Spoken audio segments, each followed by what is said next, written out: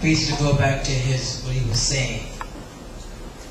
Mamadou, I think we need to focus on something, and that is that even if it's just an inch of a difference, there is a difference between forced marriages, especially between the Eastern Hemisphere and the West. A forced marriage is something that's, I can't speak for Africa, but a forced marriage is like 30 years ago in America, they call it a shotgun wedding. You got with a female, something happened, daddy come with a shotgun, you had to marry that lady. It wasn't love, it wasn't wealth, it wasn't fame, it was whatever trouble you got into, either you got killed or you got married. And in this time and age, it's becoming more and more evident that a lot of marriages are being forced. A part of your book, the woman really don't have a choice. It's basically marry this person and we're not going to let you marry nobody else. If she runs away, that might be good. If she does something crazy, that might be better. But at the end, if she got married to that individual and didn't have to say, that's like being forced. And with an arrange is okay. There is that little degree that, okay, maybe if I get my own house, especially in America, you get your own house, you don't have to marry nobody. If you leave the state, you don't have to marry nobody. You're not forced. And especially these time and age, marriage in America is basically a choice. At the end of the day, you can know somebody for 5 years and decide, tomorrow, I don't want to marry this person, and guess what? Here's my ring, it was nice knowing you, and you go on your way. And in China, they do practice forced marriages. It's basically from birth, you're chosen who you're going to be with, and they try to build a relationship to a point to where people commit suicide, people go insane, and it's happening, but there's a slight difference. And you gotta look at society to see that there is that difference, because I agree is sometimes there's a choice. Forced, okay, you're gonna marry my daughter, or I'm gonna kill you. Or you're gonna marry my whoever, or somebody else gonna kill you, or we're gonna flick your leg, we're gonna flick your arm. And that is happening in the world. It may sound funny, but when people started hearing about in China where they used to break the little kids' feet so they foot wouldn't grow, it was a joke until you saw it. And we gotta pay attention to society and see that the little difference that there, it makes a big impact at the end of the day. And that's all I want to say. I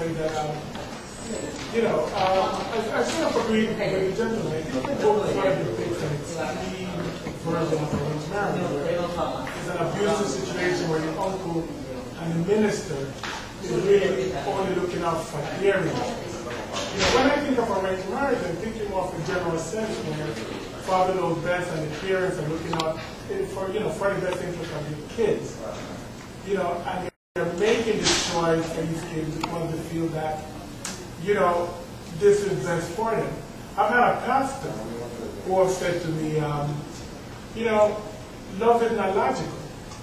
And when people are in love, especially 18, 19, 20, maybe even mid-20s, when they are going to make that marriage decision, they are in love, they're infatuated. At that point, you're asking them to make a life-changing, a very logical decision during a stage when they're most illogical.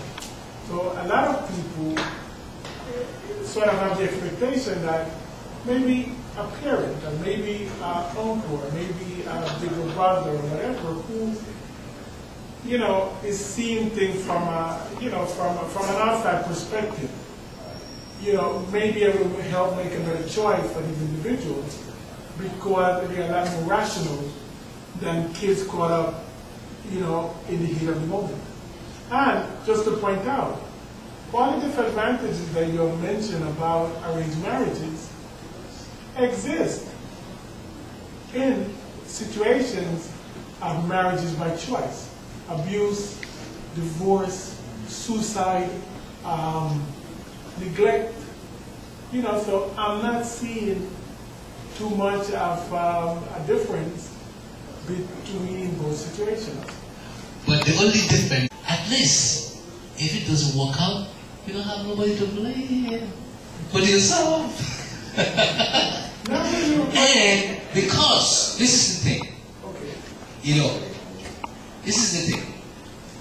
We are fond of having to blame. I don't know why my uncle chose this person for me. And my life is messed up for the rest of the world. People commit suicide because of that. Yes! I agree. So, if you go by, this is why the choice is the way. We're not saying whether if the percentage of divorce, because this is the thing. If, first of all, if you don't have it, don't be in it. It's not, trust me, it's not any philosophy, it's realistic philosophy. You know, when you marry for legal contract, if you look at marriages from the had a lot of money, right? Yes. And your family and your daughter had a lot of money, she had a big bank account, this and that and the other. She went out there and some con artist, sweet talking, smooth guy, said, this is Mama's daughter. She has a lot of money. Let me sweet talk her. You know, whatever. She runs off to Las Vegas, she gets married. Now all of a sudden, whatever you have, whatever she has, you might have put house in her name or whatever, half of it now belongs to him. I have a situation, I've known of situations, where families have ruined because their kid made the wrong marriage choices, and in 1 year, in 6 months, they go in front of a judge. And because it's a legal contract and there's state laws and this, that, and the other, all of a sudden, the wealth is transferred to some con artist or to somebody who deliberately deceived that individual, all in the name of love. Yep. Right. And this Prince Charles and Diana Spencer, we call him Princess Diana. In a way, that love, that marriage is arranged. Yes! Queen Elizabeth had to screen dozens of women and assess them to see which one is a potential fit for Princess and for Prince Charles. Guess what happened? I don't know his name. Guess what happened? Princess Diana, Prince Charles staying with her, with his old woman that he loves from his heart since in the beginning. And Princess Diana ended up in a car accident with who? You know the name. Arranged?